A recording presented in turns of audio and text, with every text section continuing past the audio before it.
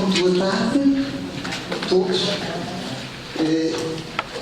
Começo por agradecer o honroso convite que me foi feito por este casal que conheço há pouco tempo, embora o senhor já conheça há mais tempo, no Hospital de outras conferências. Muito obrigada pelo convite que me fazem e sem falsas modéstias digo que nunca sei se calha muito bem aquilo que eu digo aos grupos com quem falo, que são sempre muito variados, porque aquilo sobre o qual tenho trabalhado é sempre a filosofia. E a filosofia é qualquer coisa que às vezes aborrece as pessoas, eu compreendo. Dizem, a filosofia. E a filosofia, o que é o domínio da filosofia? E depois dizem outra coisa, o doutor me pediu, que eu vou fazer o possível para corresponder, as pessoas gostam mais de coisas práticas.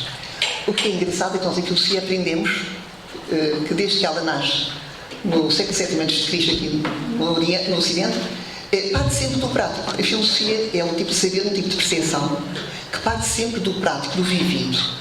E que, desde o tempo dos gregos, se procura levar a conceitos, a universais, a ideias, a formas. E para quê? Não é para ficar nas formas nem nos conceitos, embora os conceitos e as formas nos ajudem enormemente a comunicar. É que, uma vez partido do vivido e do concreto e do individual, que é sempre único, uma vez que nós consigamos fazer o esforço de chegar ao conceito, ao universal, somos capazes de chegar outra vez à vida do concreto e daquilo que se chama a prática ou a praxis, e somos capazes de ver melhor. Pelo menos é a experiência do Ocidente e do Oriente quando faz filosofia a sério. Quando os filósofos, eu não sou filósofo, eu só sou professora de filosofia, que é muito diferente. Então eu acredito um pouco, e tenho quase a certeza, que de facto os conceitos se esclarecem, fazem parte da instrução, e outra coisa é a educação. Então eu ia começar por 4 exemplos concretos para começar na prática. E o primeiro exemplo concreto é, há uns anos, há 15 ou 20 anos, estava eu a dar sim, porque há mais de 40 dou aulas na universidade. Comecei na Faculdade de Letras, depois na Nova e sempre na Católica há 39 anos. E noutros sítios, como sou velha, por muitos sítios. Meus senhores, então estava eu há muitos anos na Nova a dar uma aula sobre axiologia. A axiologia, portanto, é a parte da ética que estuda os valores. A ética é o estudo filosófico do comportamento humano e a axiologia, que só surge no século XIX, estuda valores. E eu estava a tentar explicar, muitas horas, não é assim, uns minutos que vou aqui dizer, uma célebre teoria de valores de Max Scheler que fala na hierarquia de valores. E estava eu a explicar o que era a hierarquia dos valores de Max Scheler e entrou uma senhora na aula, uma jovem, que normalmente entrava sempre atrasada e muito colorida, aquelas coisas muito coloridas, as minhas filhinhas chamam árvores de Natal. E são pessoas que eu tomo sempre muita atenção, as pessoas muito coloridas, muito gostosas, porque são pessoas que precisam que a gente olhe para elas, normalmente. Têm essa necessidade.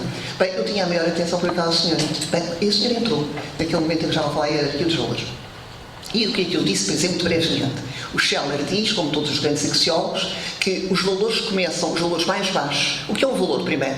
É algo que nos motiva à realização de qualquer coisa que parece que é melhor para o homem. É um conteúdo de motivação, diz Scheler. E quais são os valores mais baixos que são valores? Portanto, não são não valores, são valores. Porque, bem, estaria aqui a falar sem fim do tema dos valores. Mas o valor mais baixo é o valor do agradável. Ou o não valor é o desagradável. Logo a seguir, o Scheler diz que o valor a seguir é o vital. Depois a seguir é o valor espiritual. Tudo isto para chegar à cena. Do valor espiritual e para chegar à sexualidade. O valor espiritual podem ser, ele começa pelos estéticos, o belo, e tudo que está ligado com o belo são múltiplas coisas sensíveis. Depois o ético, o bom, e tudo o que está ligado ao bom, que também é múltiplo. E depois o teórico, que eu diria em grego, é precisamente em contemplatio, é o ver, está ligado à instrução.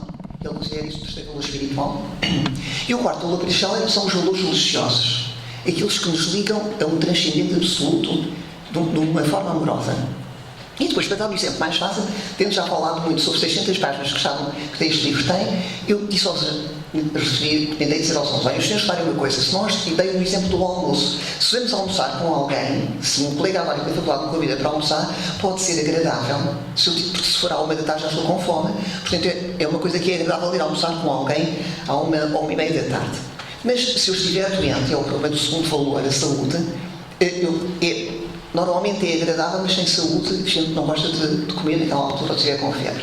Mas se estiver com saúde, é agradável e é saudável de ter que almoçar ou ter que jantar. Depois disso, mesmo é só um terceiro valor que se pode juntar ao primeiro e ao segundo. é que se eu estiver centrado num refeitório, numa casa de jantar, numa casa que estiver tudo muito bonito, muito asseado, muito limpo, se houver uma florinha na mesa, se a comida estiver bem confeccionada, além de ser um valor agradável, vital, é também um valor estético. Se estivesse tudo mal feito, tudo sujo, faltava ali essa parte do valor espiritual.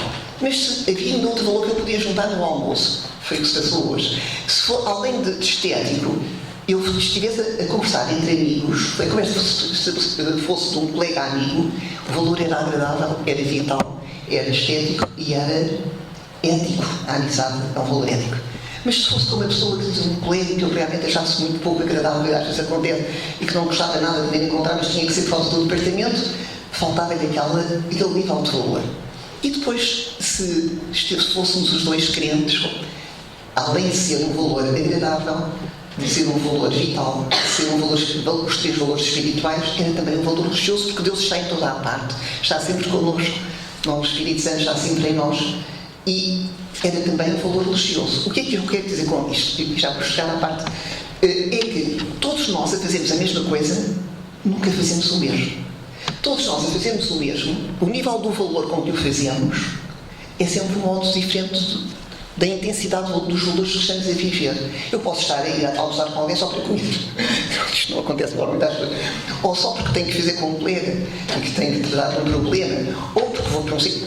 Há muitas modalidades. É por isso que nós nunca podemos julgar os outros, porque nunca sabemos a que nível é que os outros estão a viver aquilo que a gente. Imaginem os senhores que os médicos ou que os professores só davam aulas ou só davam instrumentos para ganhar dinheiro.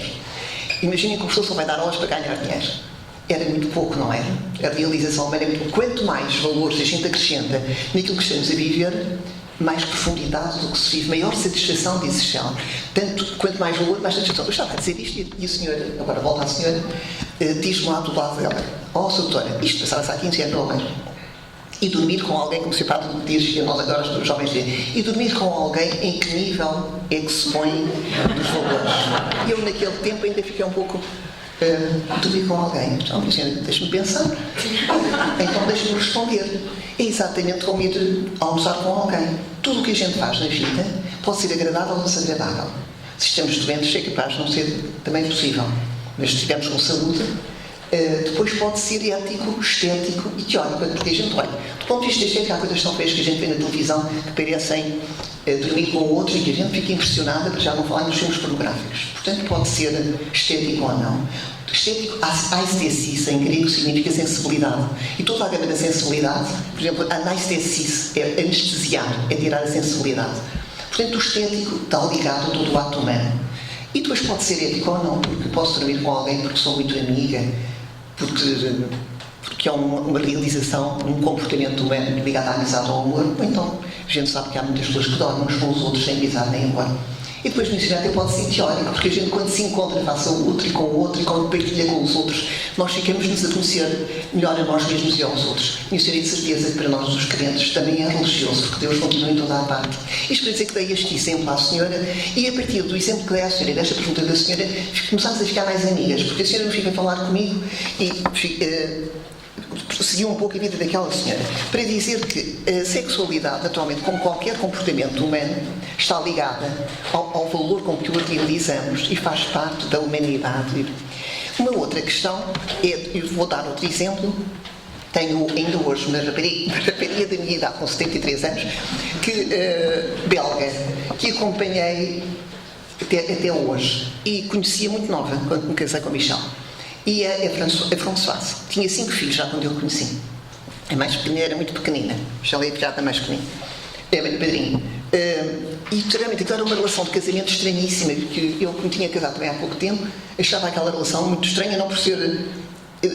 ela praticava muito desporto, jogava ténis, golfe, nadava muito bem, cantava muito bem, tocava piano e tinha 5 filhos. O marido era aviador e ela normalmente não estava em casa. Quem tomava conta era uma empregada e o marido fazia a cama das crianças, dava-lhes bem, deixava a sopa feita, etc. Um casal muito estranho. E lembro-me que uma vez, entre outras coisas, lembro-me que uma vez estávamos a jantar e um pouco à maneira de sempre, em todos os sítios, os homens para um lado, as mulheres para o outro, e depois tínhamos de juntar para jantar. E o marido disse assim ao jantar, foi quando eu me encontrei com o marido, estávamos sempre na sala com ela do piano. E o marido perguntou-lhe: olha, Françoise, o que é que fazes amanhã? E a Françoise: ça t'intéresse? Bem, eu fixei esta. Eu acho que uma mãe sempre fiz, com o marido afiador. O marido perguntou-lhe: o que é que fazes amanhã? Mas isto era um caso, o símbolo do que se passava naquele casal. Isso interessa. Bem, é que não desaparecia, também não dizia nada. Ao fim de muitos anos, que já sou mais nova que era solteira, a minha cunhada, que os conhecia bem, telefone-me e diz: olha, Afonso, o Jacques pediu o divórcio, pediu para separar. Ele muito católico, um homem muito fiel. E bem, disse: olha, sou capaz de compreender. Compreendo. Passar poucas horas ou poucos dias, telefone-me a Françoise: ó Isabel, eu tenho aqui um bilhete de graça para ir a Lisboa, vou ir porque tenho que contar uma coisa. Hoje o meu marido tem endoideceu. Está doido? Tem sim. Tenho que te contar, eu já sabia a coisa, não é? Bem, olha, Françoise, então vem. Vem. A Françoise chega, lá fui esperar e digo: olha, Françoise, eu vou para Coimbra, tinha um doutoramento aqui eu queria um doutoramento em Coimbra, e olha, tu vais comigo para Coimbra. E depois eu trago-te e depois conversamos pelo caminho. Bem, eu ia a pensar mais no doutoramento, naquilo que a Françoise ia a ser, mas quando voltei, a Françoise ficou a pensar em Coimbra, e ela disse: olha, o Jacques endoideceu. Sabes, eu tenho aqui uma aliança. Eu não a tiro nunca. Eu comprometi-me há não sei quantos anos, mais de 20, e eu estou casada. O Jacques está completamente maluco. Não há terceiras pessoas que querem, endoideceu. Que ideia é esta agora de me pedir a separação? Bem, e foi falando e explicando. E então eu lembrei-me da teoria de Aristóteles, que passou desde Aristóteles até aos nossos dias, e disse: olha, Françoise, todo lado, eu acho que tu, de facto, nunca estiveste casada. Bem, foi pelo que eu disse e pelo que eu não disse. Eu podia ainda contar outras histórias que sei, que não vale a pena estar aqui a contar, mais íntimas deste casal. Posso contar esta, que só tiveram relações sexuais para ter os filhos. E eu disse: olha, eu acho que tu não estás. Um argumento da Françoise era: eu sei, Isabel, eu estou casada, eu tenho 5 filhos. Eu disse: olha, Françoise, então deixa-me dizer-te o meu ponto de vista, que até pode não ser o teu. É que podias ter até 20 filhos e não estás casada. Porque as pessoas podem ter filhos e não estar casadas. É pena terem filhos e não estar casadas. Mas não é, o argumento não me parece que seja por aí. E todo o ato humano, todo o comportamento humano que nós analisamos na cultura do Ocidente, para ser um ato humano, tem que começar por uma deliberação e ser seguido por uma decisão. E normalmente as pessoas não sabem bem o que é uma decisão. A deliberação nós percebemos bem que é aquilo que dizem os jesuítas, que é, não falta na palavra dos jesuítas, discernir os prós e os contras dos fins que pretendemos realizar, conforme nos comportamos em relação a um fim para o atingir. Todo o comportamento humano é sempre um ato e um facto. Agir, comportar-me e agir e fazer, através da sensibilidade e da razão prática. Então, e portanto, a primeira coisa que eu tenho que fazer é deliberar. E tu deliberaste casado com o Jacques. Não sei se vistes bem os prós e os contras, mas isso foi o problema, foi vosso. Agora há uma coisa que eu penso que te faltou no casamento, foi a decisão. E o que é a decisão? Eu tenho esta de claro, especial e otimista, temos aqui os pais um otimista. A decisão é a intenção íntima, interior, intenção íntima, de pôr os meios para chegar ao fim, ou aos fins deliberados. O que eu acho que faltou naquele casamento é que não havia meios para chegar ao fim deliberado. Os meios não foram postos, porque não havia nada ali que falasse de casamento. Bem, houve os filhos, é verdade, mas faltavam imensos meios para que pudesse ser. Isto é a segunda coisa que me lembrei, é que de facto todo o comportamento humano está ligado à deliberação e à decisão. E não é uma coisa para sempre, é para sempre na sua evolução. Há uma definição de pessoa contemporânea, fenomenológica, que eu gosto muito, que é: a pessoa é um ser consciente, é indefir, que se realiza passando pelos outros, pelas alteridades. É indefir. Portanto, o compromisso da deliberação e da decisão é permanente e constante. Quando ele falta...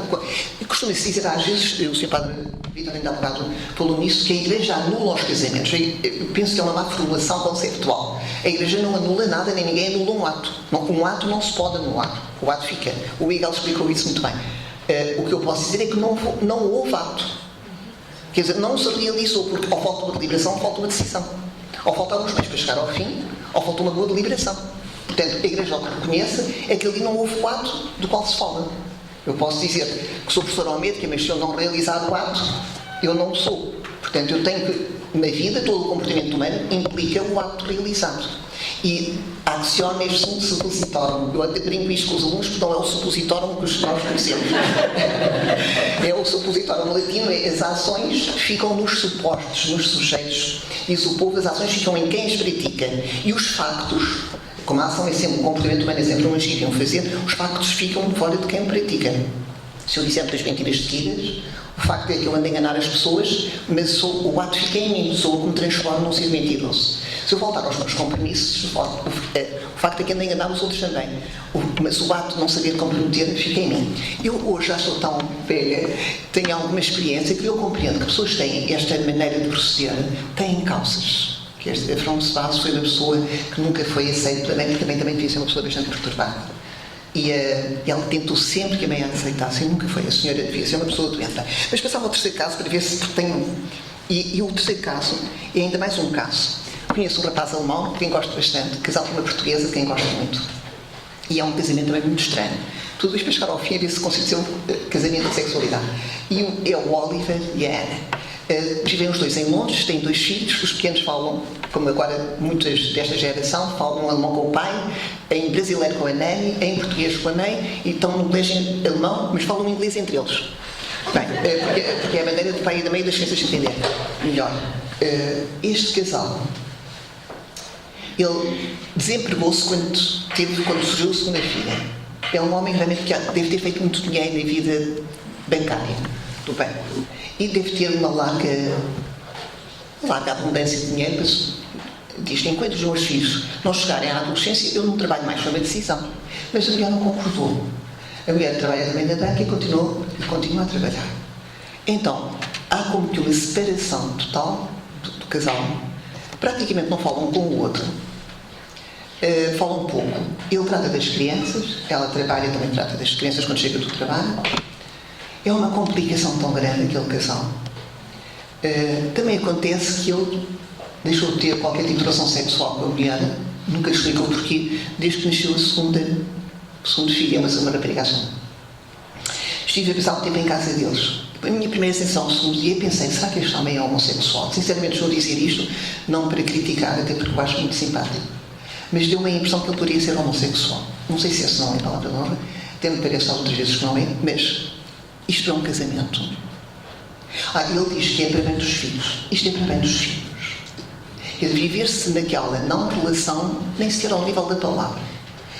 À noite, quando ela chegou à tarde e quer falar com ele não quer falar com ela porque acha que ela é uma má mãe. É outro exemplo de casal que a mim me perturba muito e que eu vou muito rapidamente dizer o mito de Eros, que muitos se calhar conhecem, o mito de Platão, e que passou na história da literatura e da filosofia até hoje. O Platão, quando não se conseguiu tematizar, a gente diz tematizar, é quando se passa do pré-refletido ao refletido.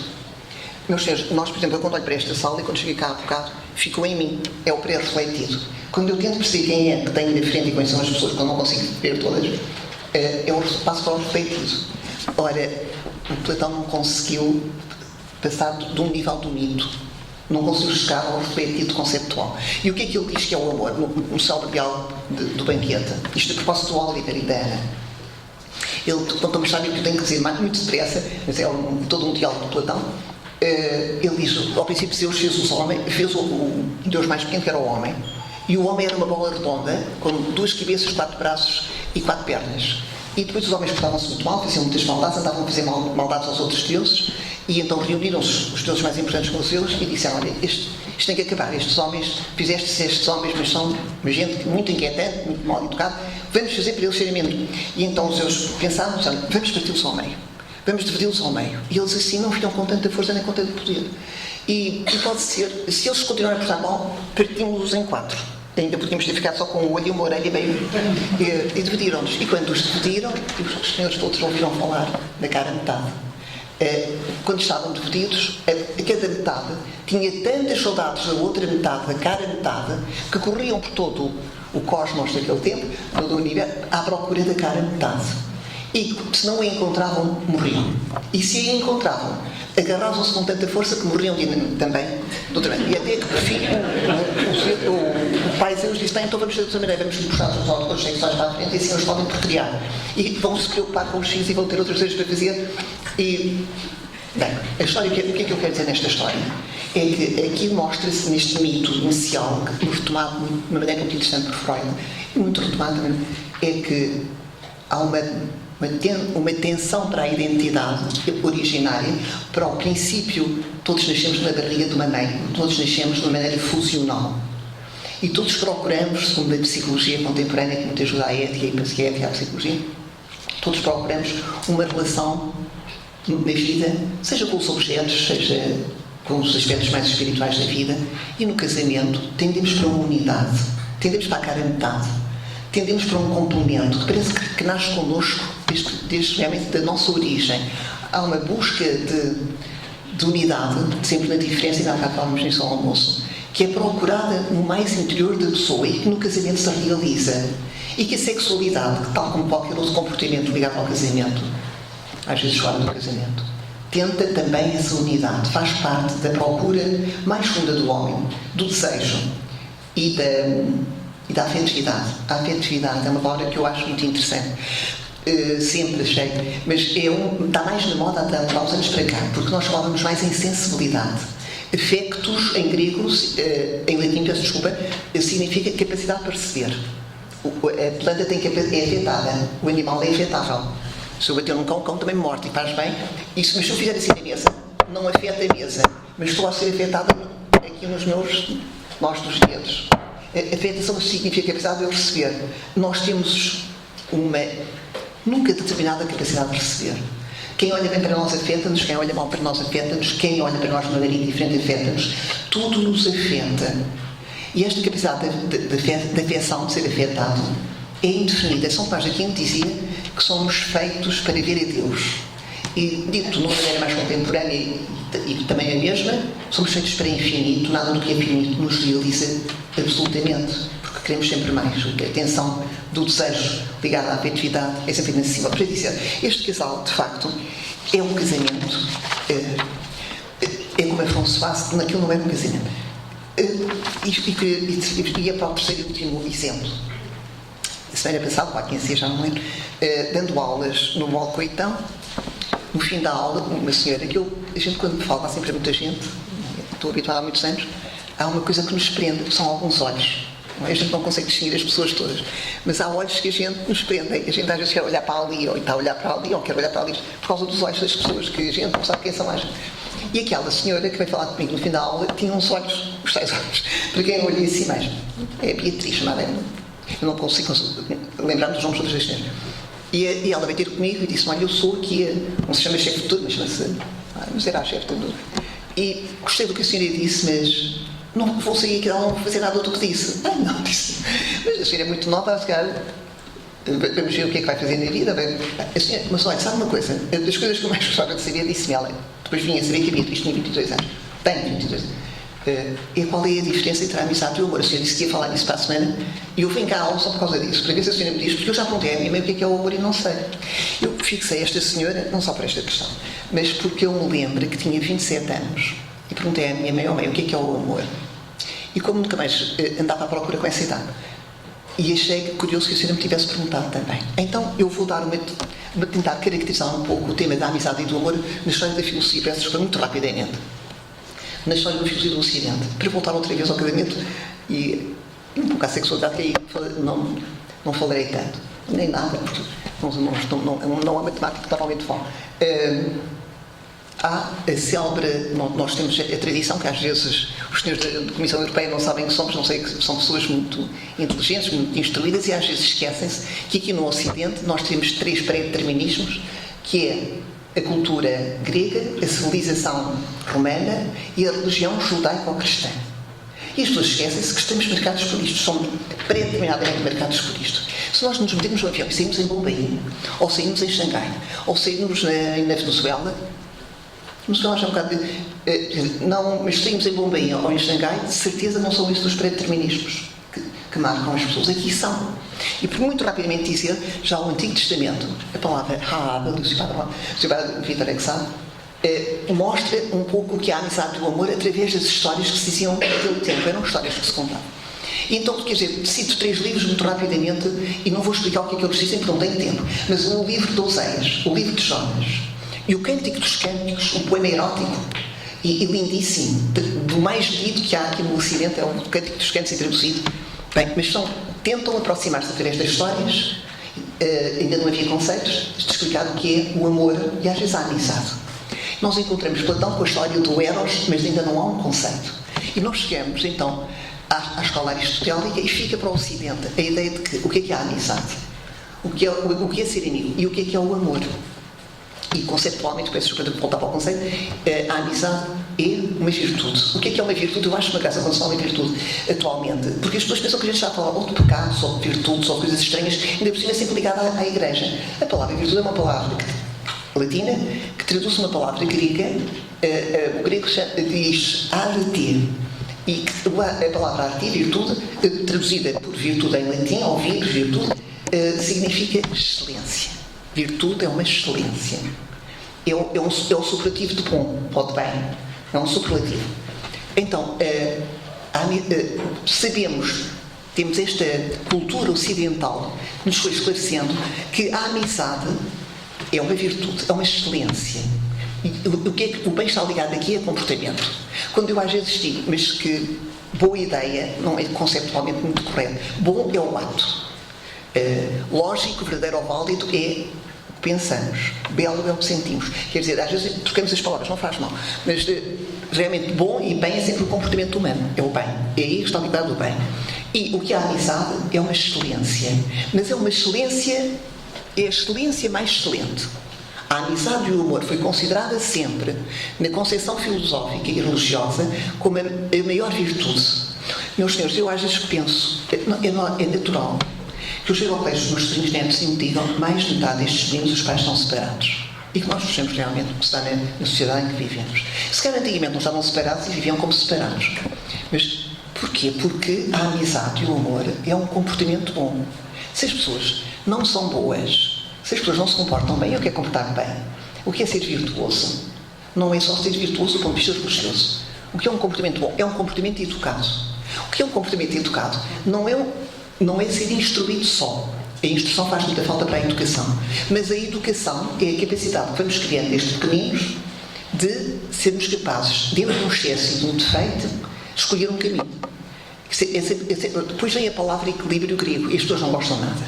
Então falar aos jovens, olha, a virtude é o equilíbrio. Equilíbrio. Então até Nosso Senhor Jesus Cristo, quando entrou no templo, tirou o cinturão. Então até Nosso Senhor Jesus Cristo, quando já se tinha acabado o vinho, já tinham todos bebido tanto vinho, trouxe vinho para aumentou o vinho. Então onde é que está o equilíbrio? Bem, mas é que o equilíbrio é uma palavra ética que está ligada à estética.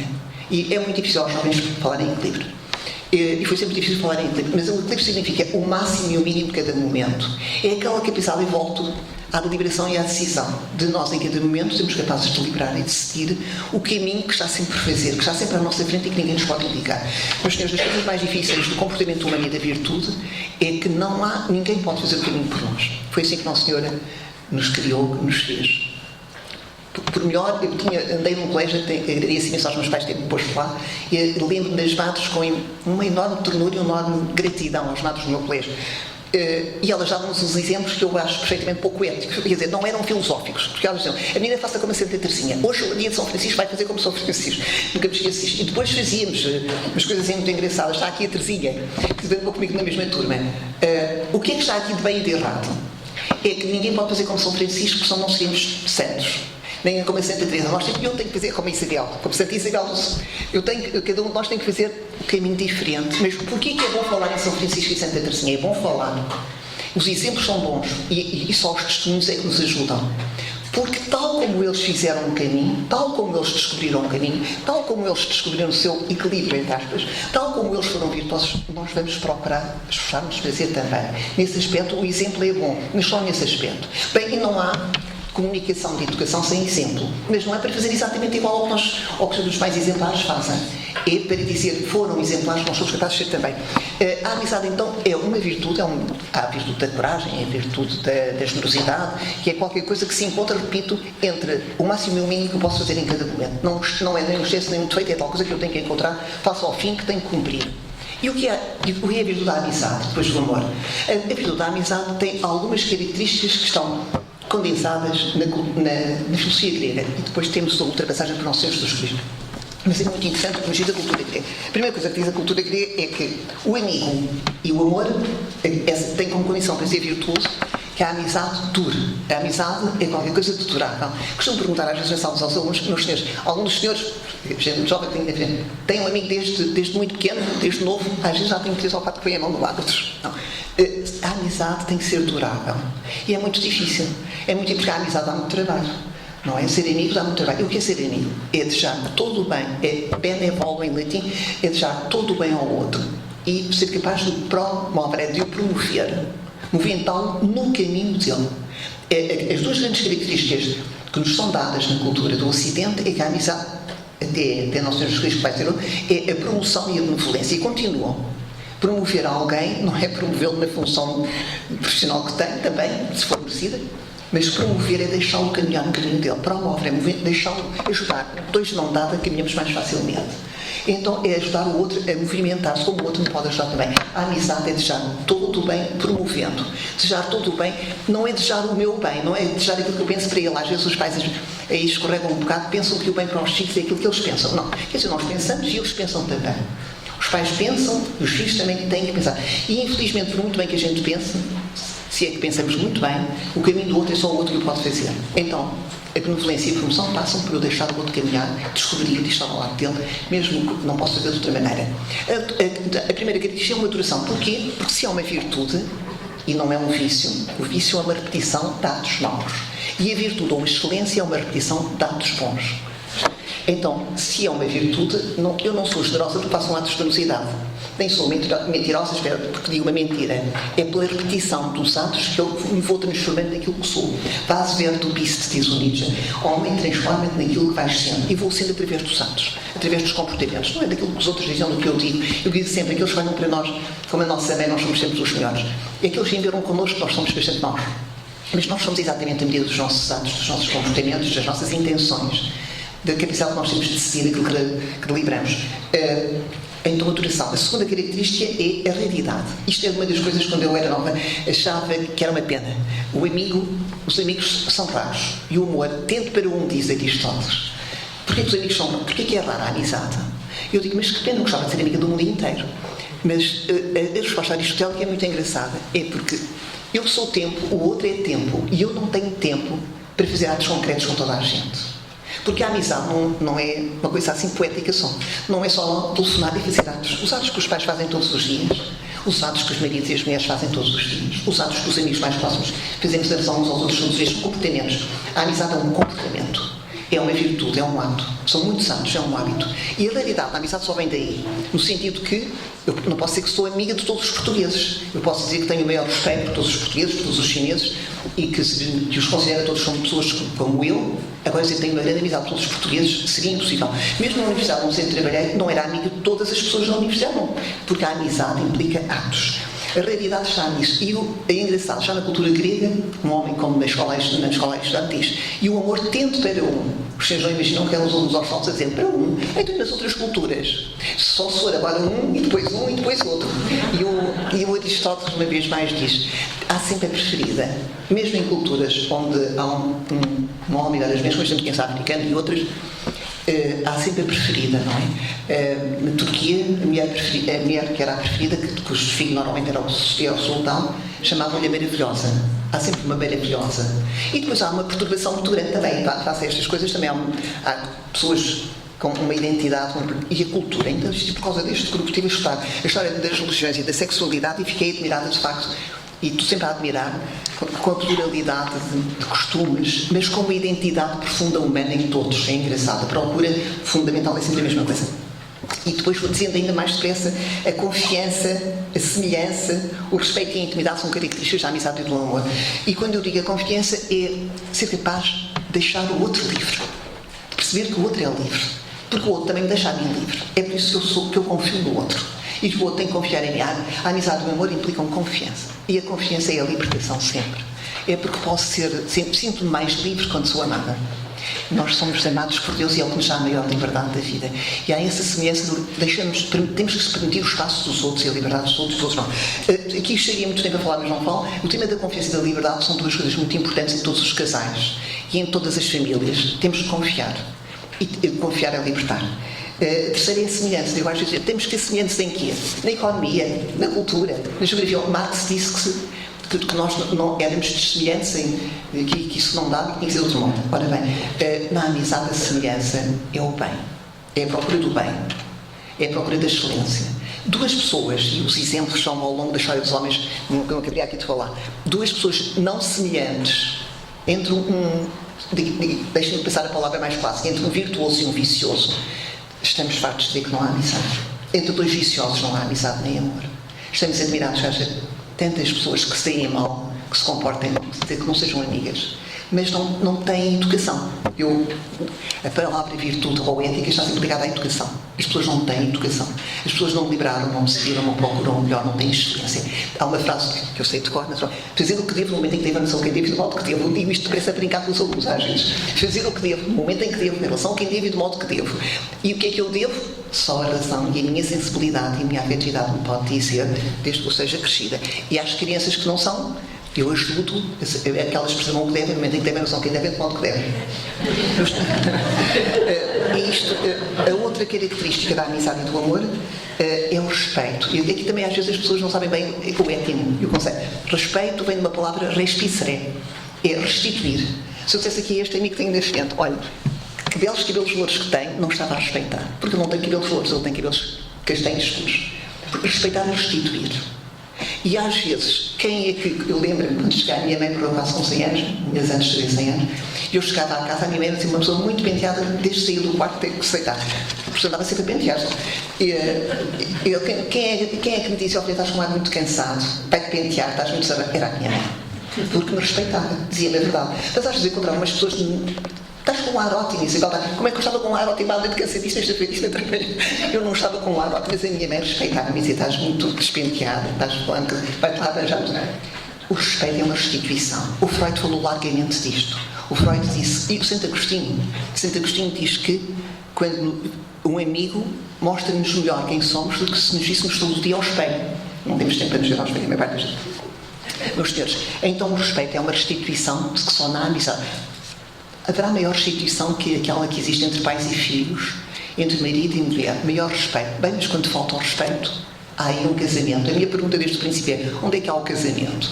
Onde é que há o amor e a amizade? O que é isso? Com a falta de respeito, com a falta de restituição, com a falta de liberdade, com a falta de confiança, há aí um casamento, uma amizade, um amor. E por último, a intimidade. Às vezes falam disto às senhoras enfermeiras. O que é o íntimo? O íntimo é o segurativo de interior. Eu posso estar ao lado deste senhor, não conheço, só por fazer conhecer hoje, e não ser íntima. E posso estar muito longe do Michel e ele é íntimo. Ele pode estar na Bélgica, aqui, está no meu interior, está próximo. E eu estou próximo dele também. A intimidade é essencial à amizade, é ao amor. Porque a intimidade é aquela que ajuda nós a realizarmos atos. É porque estamos ao lado, porque estamos próximos. Somos capazes de nos comportar em relação a isso. E terminava a dizer só uma coisa que nos diz a fenomenologia contemporânea. Para mim foi que tenho estudado há muitos anos, foi o meu doutoramento há muitos anos, há 30, na Bélgica, e que eu gosto muito deste movimento fenomenológico contemporâneo que ajuda muito a compreender a ética e o comportamento humano e que nos veio dizer, de uma maneira que eu vou tentar dizer de uma maneira mais fácil, não sei se sou capaz, e que é o seguinte: todos nós, seres humanos, somos seres de uma consciência. Hoje fala-se menos, já não se fala em alma, somos pessoas que temos no corpo humano, nasce desde da barriga, também depois quando aparecemos, uma consciência que os animais não têm. E essa consciência o que é? O que é a consciência humana hoje na fenomenologia e para a fenomenologia? É uma capacidade que o homem tem de, agora a palavra aqui é contacto, de se abrir àquilo que tem diante de si. A consciência desde do bebê até ao velhinho é uma capacidade de abertura a todo o real que está dentro de nós e que não somos nós. a toda a alteridade, a todo o outro. E é a capacidade desse contacto e do sentido que eu dou ao contacto com aquilo que tem diante de mim. E é isso que tem diante de mim, ou diante da consciência, ou que, e aqui é que também outro aspecto interessante, é a consciência que faz aparecer o mundo diante de si. Mundo em epistemologia significa tudo o que eu contacto e com o que eu faço aparecer, portanto, e o sentido que eu lhe dou. Os senhores já viram, se formos 3 pessoas ao Tibete e contarmos a viagem, ninguém conta da mesma maneira.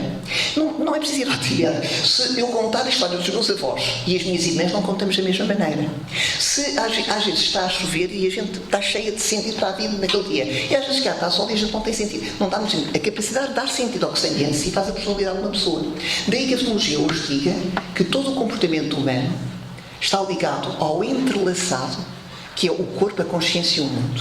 Meus senhores, quando olhamos uns para os outros, somos corpos, a gente aparece com o corpo objetivo.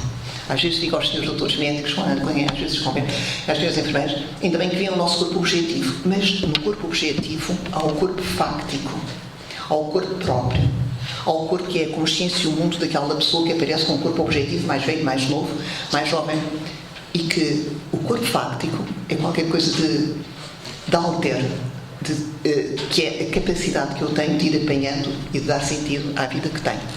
Esta interrelação corpo, consciência, mundo, que faz o meu corpo próprio diferente do meu corpo imagem, e exprime-se, dá-se durante a vida naquilo que se chama, em epistemologia, a expressão. E cada ser humano, na expressão, adquire aquilo que se chama um estilo. Meus senhores, cada um de nós tem um estilo. É a maneira como encara a vida, como é capaz de realizar a sua vida, como é capaz de exprimir aquilo que foi capaz de dar sentido. Termino aqui. O casamento, como a sexualidade, é o estilo de cada um de nós que vamos realizando ao longo da vida em termos de ética e de epistemologia. Muito obrigada pela vossa atenção.